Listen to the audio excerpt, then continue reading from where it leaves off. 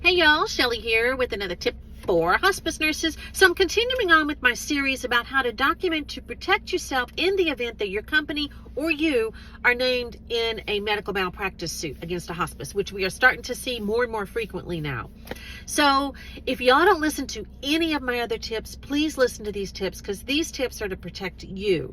So I've talked about when you make changes, you note changes in your nurse's note, like you changed a medication or something. Always make sure that you note that you notified the physician of the condition these orders were received, or you notified physician and no orders received, whatever it is. Second thing I said is to make sure that you have a valid consent on file before you touch that patient. Last week I talked about not documenting when you're emotionally exhausted and it's just been a week and you just need to rest. That's the time to put your documentation down, get something to eat, go watch TV, go to sleep, do it the next day. Today I have another very simple tip, but another thing you want to keep this in the front of your mind, and that is to never throw anybody under the bus in your documentation. No matter what they did, no matter how crazy it was, no matter how upset you are, don't throw them under the bus. This always backfires because one of two things is going to happen.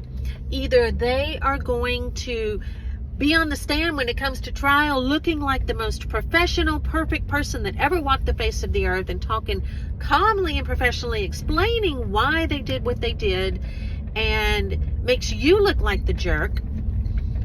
Or if it's not the case, but it does turn out that they were very crazy in what they did, then you have to then explain what you did about what they did. So if you're not able to do that in your notes to clearly show what you did, then you're going to be right under the bus with them, because you're going to have to be going, well, I knew this thing happened and I just didn't do anything about it.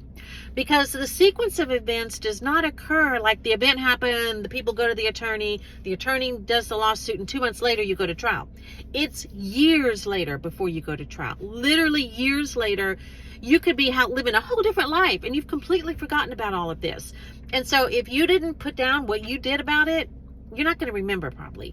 And so then you're going to look really bad up on the stand, because remember, it's going to be up there on a big screen in the courtroom for everyone to see, and they're going to be grilling you on each and every word you put in there, because the other side's trying to make you look bad. They're trying to make you look disreputable, discredit you. They're trying to make you look bad.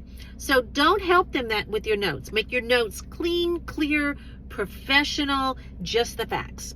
And that will make you so much happier in the event that you do get sued. Much easier for you to deal with this. So I hope this tip was helpful. If you have any tips that would be helpful for hospice nurses, please let me know. I'd love to share them here. And remember, together we can change our world.